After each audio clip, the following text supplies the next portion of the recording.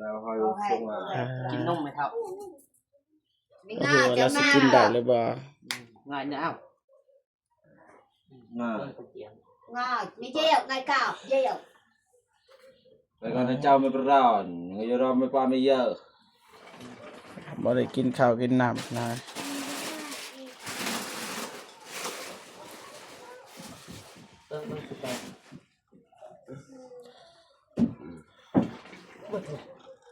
เลิกกินไหนกินได้เบิดบ่เอาไหมอีกเจ้าถามมาว่าจะว่าภาษาเฮาบ่ฝนthôi mấy cái việc dân mấy ngày dân dân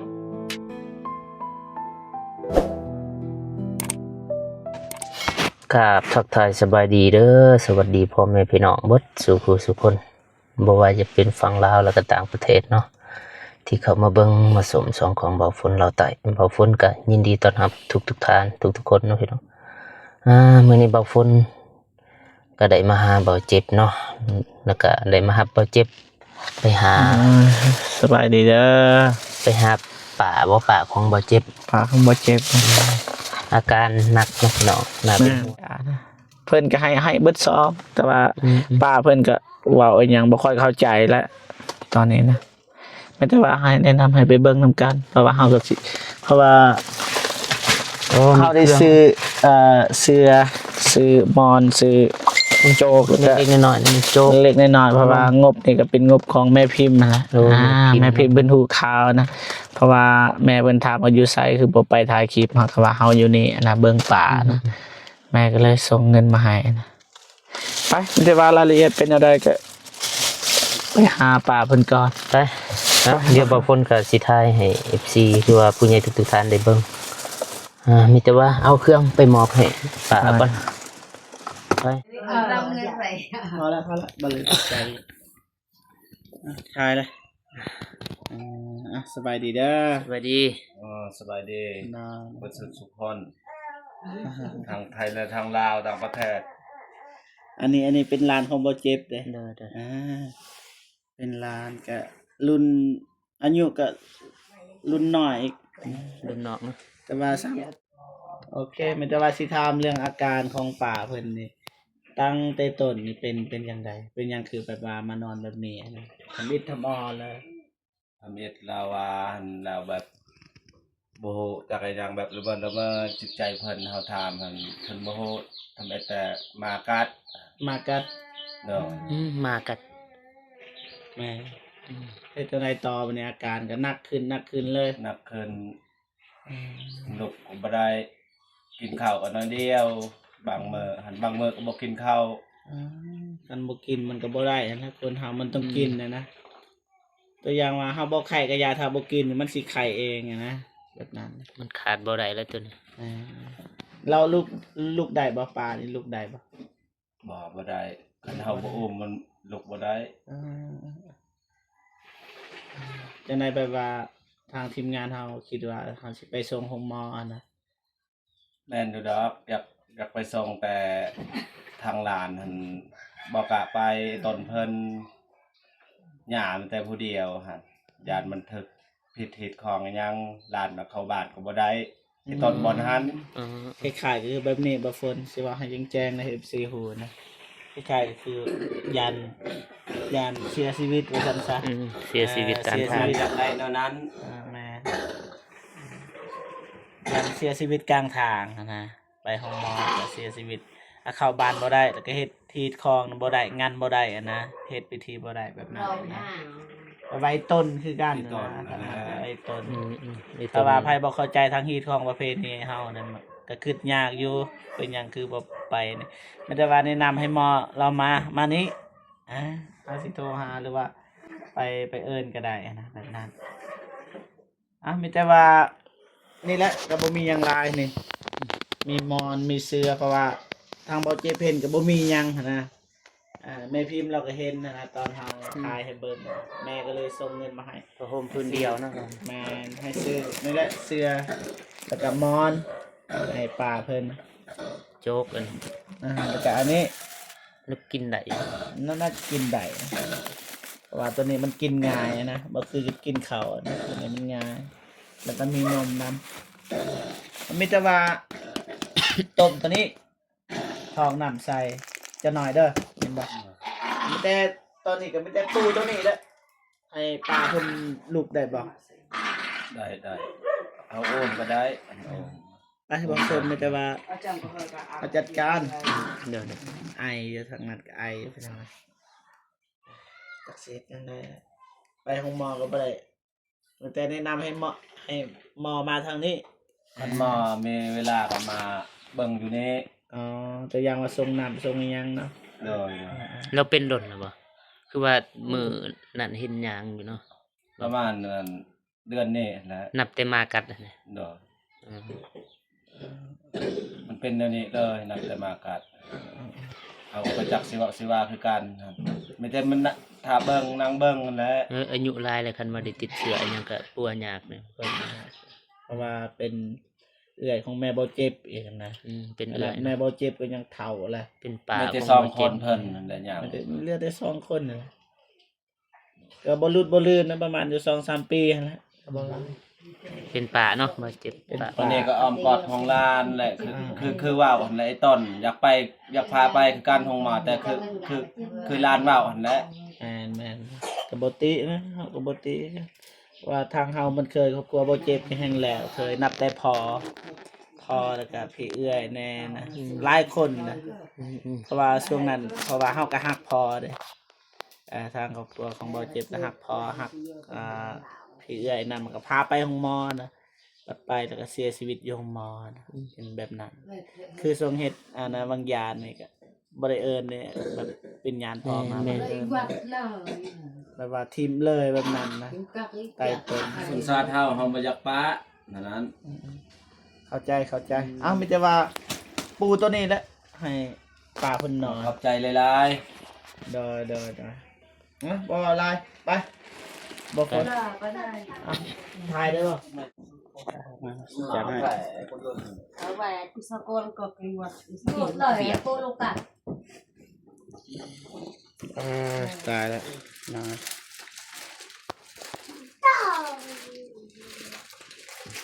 ขอโทษขออภัยเด้อตัวดิน ดอยโอ้หน้าเหี่ยวเบิดเลยตายแล้ว ติ่งไข่นี่ ไข่เบิดแล้วโอ้ อันนี้แปดซะ ใส่ปล่อยปัด แปดสาม ใส่ปล่อยปัด บ่ได้แล้วบ่ปัดก็ได้ ในเราเป็นแม่นจ้าไม่เบิด ไปพอแล้วยืนอยู่หั่นแหละ ก็จะมาตั้ง ถอยใกล้ให้เราแบบเดียวเวลา แค่ก็ต่อ ใช่พี่น้อง บ้านเดียวบ้านใดเลยกูท บอกคน เอา ำเอาไปอย่าไปหยุด ไปบอกคนซอยหน่อยนอนวันนี้บางยานี่มัน มันปราณใหม่ นับต้นเยอะอันนี้ก็มานไม่ใบ ไม่ไล่อย่าไปก่อนให้เจ้าไม่แน่เจ้ามาซวยใหม่เนี่ย ใบ นอนฮะป่าบอกเจ็บ สบายได้ก็สบายนิดนึงนุ่มแน่ แม่พิมพ์จัดการนะ ที่ได้เก่าบ้าน แต่ว่าสิโทรหาหมอให้มาเบิ่งพี่น้องนะ ตัวเลยแกงแปลงหนักบ้า โอ้ผ้าห่มมันยังผ้าห่มเก่าอยู่ ห้องมันติดกับแหวนในห้องใหม่เลยดัง นอนบ่จักสิถามพี่น้อง เราก็บ่ได้นะ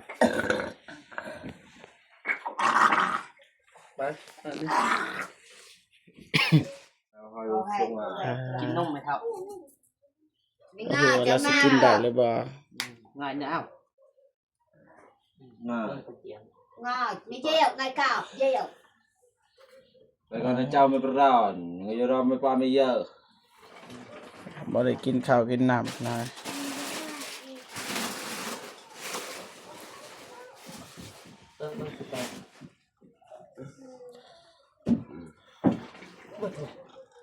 แล้วกินไหน กินได้เบิดบ่เอาใหม่อีกเจ้าถามมาบอกว่า จะว่าภาษาเฮาบ่ฝน ngả chấm nịch ở dưới nơi mùng ngả hay cô hay là thôi mấy bé dân mấy ngày dân dân น้ำตาไหลเลยพี่น้องอ่ะบ่ฝนแกะ ขออยู่ดิ Ờ, แล้วก็ cái nước nó cười thì nó là để nó mới là Dạ. trắng tay. đâu qua bố hủ nha เอาบ่ฮู้หยังยาละ Thì hồi để cả đại à bằng là kinh như thì cả thì nó mới kinh ก็ขึ้นเลยไม่เรทได้กระเจ้า cân má mới xanh ngày cân má ไม่หันบ่เว้น cân má mới xanh hả ไม่ยังน้ำเจ้าจะบ่เว้าก็ได้ cân má mới xanh ngày rồi chơi bố hủ này บ่ฮู้นะเดี๋ยวต้มน้ำเด้อยินบ่ ใส่จอก แม่นต้มน้ำแล้วก็ เดี๋ยว ngọt ngọt hay cô สปายหนักแต่บ่ฮู้เจ็บไข้ใส่ก็บ่ฮู้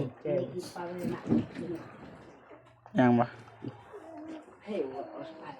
ถามมึงยังบ่ dân mấy ngày dân พอแล้ว nè จักสิซอยจังได๋ต้มน้ำทางนี้ก็กำลังต้มอยู่พี่น้อง ก็เลยอาดาลุงไอ้ไทยแคบลุงกะก็ได้ นับแต่ปลาเราไข่จักมือเลย 5 มื้อ เป็นหนักแล้วนะฮะ ทำบันนี้6 มื้อ เป็นอาการแบบนี้เลย เป็นอาการเริ่มหนักขึ้น แบ มั บ มันบวมเบิดนะขาเนี่ยบ่คนบวมเบิดแบบไข้เบิดหั่นนะนับแต่มากัดหั่นบ่หรือว่า กัดอยู่ใส่อยู่คานี่มั้ บอลอะไร หนักแข็ง มาไผ บ่จักกันถามเพิ่นบ่ฮู้จัก อ๋อนี่เบอร์นี่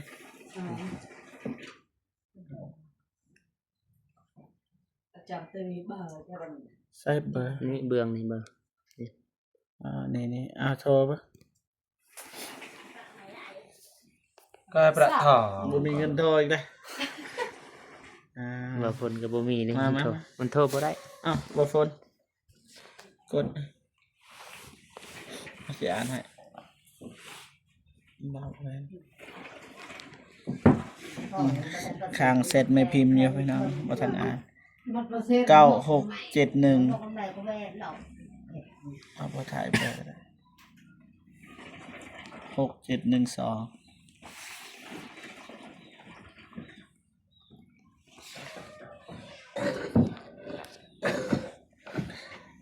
เราบ้างใครถนัดเราปันใดนะกาแฟกัน bờ sân nó chờ được à có nặng không nam phải sân ăn mẹ giờ cái ติดจ้ะ ติด เงินหน่อยนะประมาณ1,000 กีบ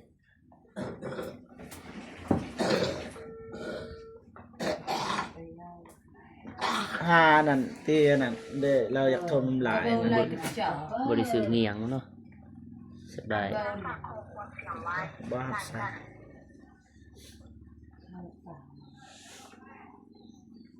เฮ็ดจะได้บัดนี้มาเจ็บ โทรก่อนแป๊บนึงประหับจังว่าค่ะ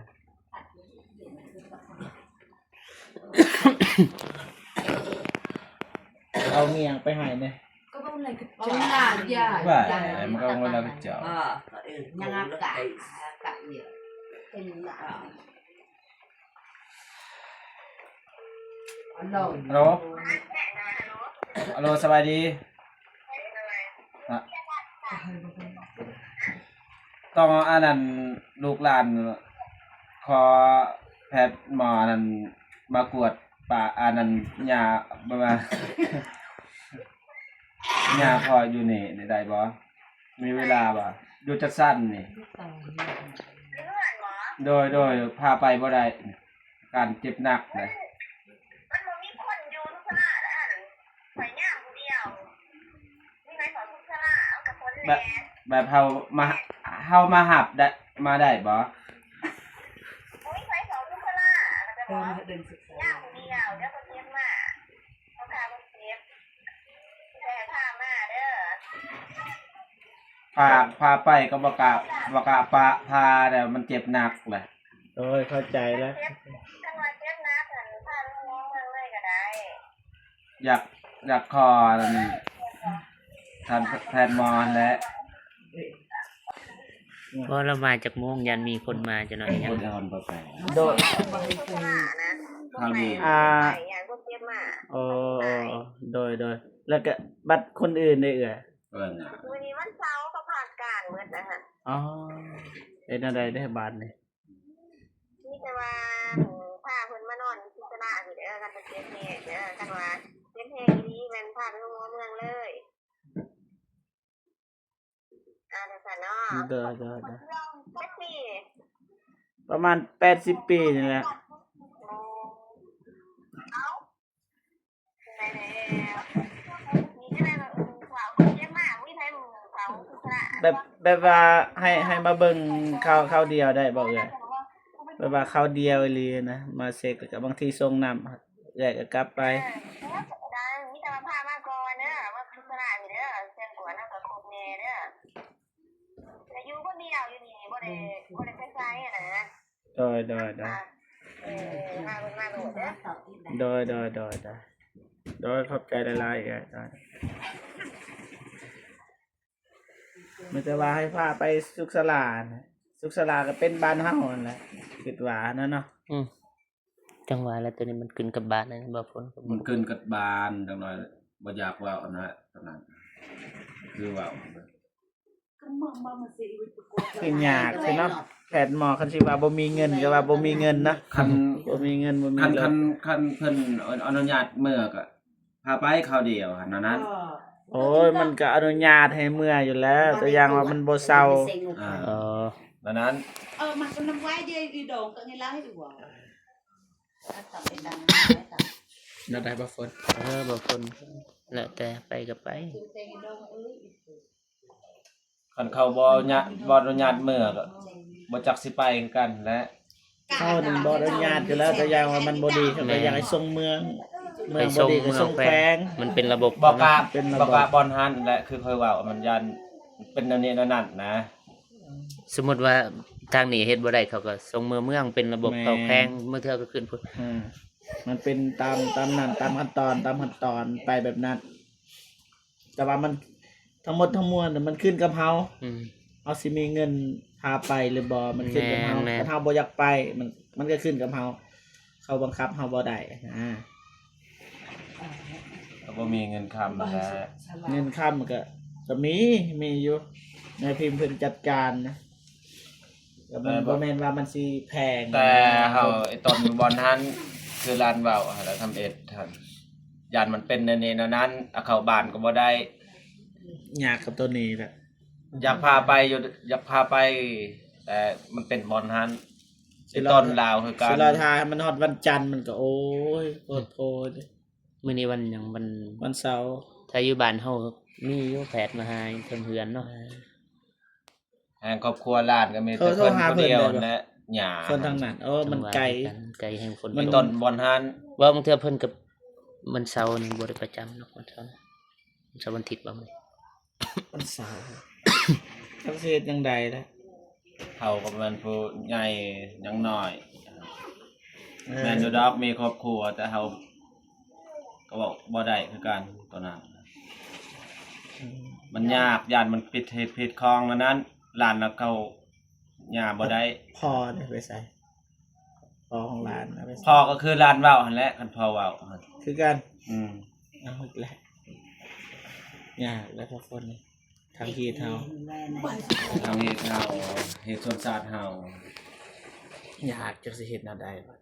คันสิว่าบ่มีเงินก็ว่าบ่มีเงินเนาะอันนี้แม่พิมพ์ก็ว่าสิจัดการให้ขอได้บอกว่ามันเบิดเท่าใดนะแม่เพิ่นก็สิโอนมาให้ สลายเลยก่อน เอาจังซี่แนวใดก็แล้วแต่ให้ตัดสินใจในครอบครัวเด้อแล้วก็โทรบอกเฮาแต่ว่าตอนนี้นี่เฮ็ดโจ๊กมาแล้วก่อนไม่จะว่าให้ปรึกษากันยินบ่ เฮ็ดให้เรากิน ต้มน้ำแล้วก็ลวกคือสิเคยเฮ็ดอยู่เนาะ เขาเงินไม่ถ่าย ยัง คนเนาะ ไม่แต่ว่าอันนี้แหละนำสุกละตามเบิ่งก็ได้ ใส่จอ บ่ฝนจัดการ จั จั ง ง สิลวกอันนี้ บ่เป็นนะตามเบิ่งบ่เคยกินโจ๊กบ่จักโคตรบ่ บ้า บางคนก็บ่เคยกินอยู่แล้วก็คือลวกมีปกตินะเนาะ แม่นก็ลวกมีปกติ คือไว้ที่สหภาพ จริงๆเฮาเป็นคนจัดการในปลาเฮาจะให้บ่าวฝนจัดการก็ได้ปลาเฮานี่แหละปลาบ่าวจิ๊บ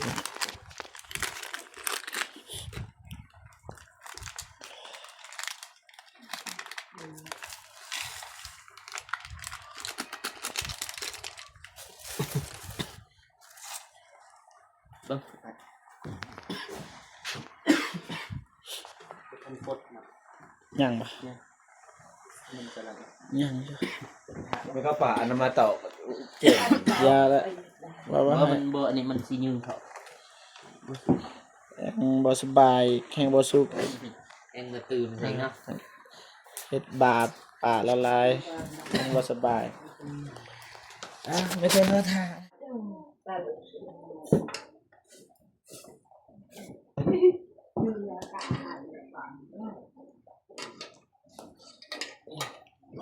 ยากนะบ่มีอันนี้โอ้ ต่อเจอไม่โลดมันตกประมาณนานอย่างนี้แล้วก็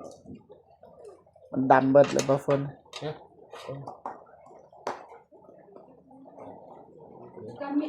เอาแล้วอัน บ่อันนั้นนะเอาถ้วยมาก็ได้นะเอาถ้วยตักนะถ้วยยาง อยากไปโปรดไปเปื่อนอะไรกัน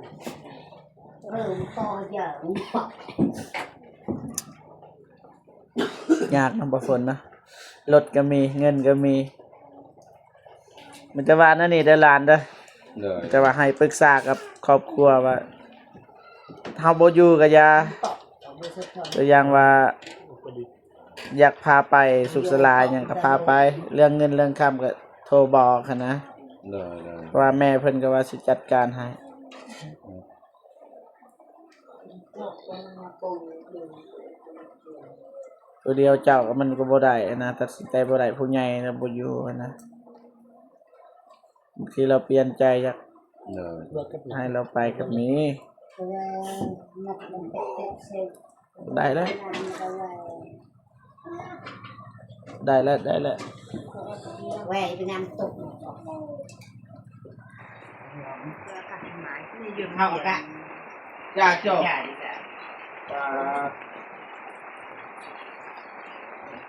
ดีใจ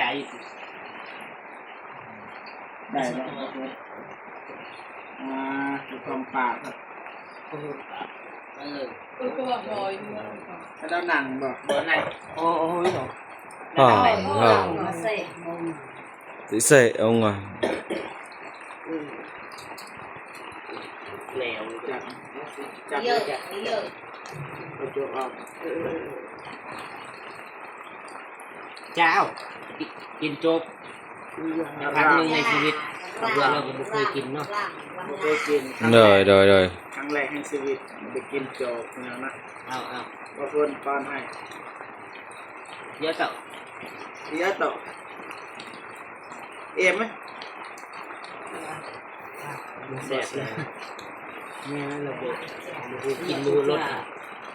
จ้ามาเจียมจ้าจ้าจ้า เรากาจะกา เอาไว้ ไปจับกับคนให้เราหน่อย บิด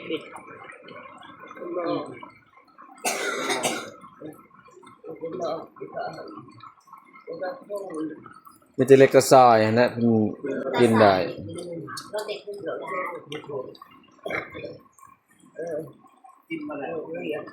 แม่มาจ้า ให้เด็กน้อยกินก็ได้ให้หลานกิน ปวดปวดปวดรามาจ้าจ้า บ่ยอมกินบ่คนเนาะ กินบ่ได้เราบ่แซ่บ บ่แซ่บ มันคือว่าแล้วบ่สบายเนาะกินหยังก็บ่แซ่บ มีแต่ว่าให้เบิ่งแยงดูแลแหละ เลย มีแต่ว่าคันคิดว่าอยากไปแต่ว่าบ่มีเงินน่ะนะก็โทรหาเฮาก็ได้ เลย โทรหา แต่ ทาง ปรึก ทีม ษาง าน หัวเฮาเลย แม่นปรึกษากันก่อน แต่ว่าตอนนี้นี่ลอยแล้วบ่ไปเนาะ เลย ตอนนี้บ่ได้ไปแล้วบ่คนนะโอเคมีแต่ว่าตอนนี้อาเมียแล้วก็เฮ็ดอีกแล้วก็เพิ่มอีกเพราะว่ามัน มันจางบ่ระบาดจังได๋ เออแบบ เกลือ เอาลองใส่ ได้ เกลือเบิ่งเด้อแน่นั่นน่ะ ใส่เกลือเบิ่งนัวกันได้ จะซอยแล้วก็กินได้อยู่แต่ว่าเขาซื้อน้อยจะซอยนะเขาคิดว่าเรากินบ่ได้นะ สุดท้ายเราก็กินตัวนี้บ่ได้เนาะ แม่ ตัวนี้ได้แล้วก็ซอยเนาะ โอ กินได้ เคมีแต่ว่าจากบ่เก็บก็บ่มีเงินจะเอาเงินให้ซื้อนี่แหละเล็กจะซอยอันใดที่ฝากกินได้เด้อ เลย ก็บ่มีหยังหลายมากมายไกลกองอ่ะ เราขอบใจหลาย นี่ก็ใบหนึ่งก็เอาไว้บ่มีเงินเพื่อนเอาเลยมีอยู่แต่ว่ามีน้อย โอเคมีแต่ว่าเฮาก็สิกลับก่อนได้บัดนี้ ๆเลย สิไปต่อเพราะว่าเฮาสิไปทางหนองหานไปมอบในหนองหานก่อนเพราะว่าทางบ่ฝนก็ลานก็บ่สบายนะ แม่นยังไปหาน้องฮานแล้วก็สิมาห้องหมอต่ออีกบัดนี้ แต่ห้องมอตลอดนะช่วงนี้นะ 4มื้อเลย4มื้อเรียนในห้องหมอ สี่มื้อเรียนติด บ่ว่าในเดือนหนึง4-5เทื่อมันห้องหมอจัดเซกองมาถ้าแต่ง ขอบใจหลายๆทั้งหลายแบบทางประเทศทางทีมงานให้ตลอดปลอดภัยแต่อายุมันพันยืน ดอ ไปใส่มาใส่ก็ เป็นเงินเขาเป็นของแม่พิมพ์ ดูดีมี อันนั้นนี่ก่อน เสื้อมอนแล้วก็โจกแล้วก็นมทั้งหมดทั้งมวลกับเป็นงบของแม่พิมพ์นั่นแหละไม่ได้ว่าให้อวยพรแม่เพิ่นอยู่ฝั่งไทย อวยพรทางแม่พิมพ์ให้อายุมันพันยืนให้ตลอดปีตลอดมาคิดสิ่งใดขอให้สิ่งนั้นเจริญ โดยสาธุเราอวยพรอยู่เป็นแต่ว่าอยากอวยพรอยู่ เด้อ เป็น เข้าใจ ความดาว ถ้าเราก็เห็นทั้งความตั้งใจอยากอ คั วน ยพ ว่าร อวยพรในกองบ่เป็นก็อธิษฐานให้เพิ่นก็ได้อธิษฐานในใจให้เพิ่น อยู่ดีมีแฮง อยู่ดีมีแห้งอันนี้ลำรวยๆนะ โอเคไปบ่ฝนมานี่แต่ว่าฝนตกหาก็ไปได้อยู่ แม่ เพ เพ ราะ ราะ ว่า ว่าเขาขี่รถจักร ว่า เขาขี่รถใหญ่เนาะ ปิกอัพโอเคกลับกันเด้อวันนี้ เออ เอาไม้มาไม้บีบเป็นไรไป ไปกลับก่อนอ้าย เลย จักอ้ายจักน้องบ่ฮู้คือกันอ้ายอ้าว จักปี 30 ปลาย บ่ บ่ฮอดเจ้าเจ็บ จังหวะ เจ้าแปดเนี่ยรุ่นหลังเขาเดียวกับบ่พ้นนั่นน่ะ บ่ตีบ่คนยังน้อยอยู่ยังหนุ่มยังขอบใจกลับก่อน ใจนะ โอเคมีหยังกับประสานโทรหาบ่เจ็บก็ได้ ไปบ่พ้น เดี๋ยวโมกเงินตลาดปลอดภัย โอเคกลับกันเด้อแม่เฒ่า ยังดีอยู่ได้เสื้อใหม่พี่น้อง โจแล้วเสียงอะกะ โยให้เด้อมา ทางนี้อามาทางนี้อากะ ไปโอเคพ่อแม่พี่น้องหลังจากที่ว่าเบาฝนแล้วก็เบาเจ็บได้ไปหาป่าของเบาเจ็บนะแล้วก็ได้ทายได้ทามที่ไปที่มานี่แหละแต่ว่าสิพาไปห้องหมอทางเบาเจ็บก็มีเงินบ่มีบ่หลายดอกเล็กๆน้อยๆว่า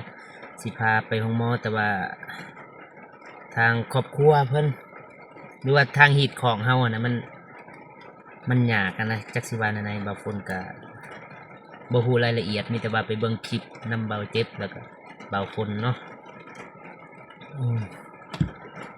เบาฝนเบาเจ็บโทรหาเบาฝนว่าสิเอารถจักรไปสิยืมรถจักรอยู่หั่นแต่ก็มีผู้ใหญ่ใจบุญเพิ่นว่าเบาเจ็บโทรหาเบาฝนว่าเพิ่นได้โอนเงินใส่น้ำมันเบาฝนก็เลยได้เอารถใหญ่ไปก็ขอขอบใจทางแม่เพิ่นที่ว่าได้โอนเงินคันบ่มีแม่เพิ่นก็เฮาก็ไปบ่ได้500 บาท เอาคนอื่นหมดบางคนก็ขอขอบอกขอบใจทางแม่พิมพ์เนาะที่ว่าได้โอนเงินให้บางคนใส่น้ำมันรถแล้วก็ได้ให้บางคนแล้วก็ทีมงานบ่เจ็บได้เป็นสะพานบุญบางคนก็ขออวยพรให้แม่จงมีสุขภาพที่แข็งแรงความเจ็บบ่ให้ได้ความไข้บ่มีให้ร่ำให้รวยปรารถนาสิ่งใดขอให้ได้สิ่งนั้นเด้อแม่อายุมันปันยืนสาธุเอาบางคนก็บ่เจ็บก็สิเดินทางต่อเนาะสิไปหาหนองหานเนาะบ่เจ็บเนาะไปหาหนองหานต่ออีกตอนนี้ก็ฝนตกอยู่พี่น้องแต่ก็บ่เป็นหยังก็ขี่รถใหญ่ บ่แม่นอุปสรรค บ่มีอุปสรรค สำหรับทีมงานใส่ เพราะว่าแม่พิมพ์เพิ่นจัดแล้วบ่มีอุปสรรคเฮาวันนี้อันบ่มีแม่เพิ่นก็เฮาก็ไปบ่ได้ แม่ แม่นจ้ะ เฮาก็ยังหยุดอยู่บ่มีรถเหมือนกัน เอ้าบ่าวฝนก็สิขอจบคลิปเพียงเท่านี้เนาะพอกันคลิปหน้าสำหรับคลิปนี้บ่าวฝนขอกล่าวคำว่าสบายดีเด้อสบายดีบ๊ายบาย บ๊ายบาย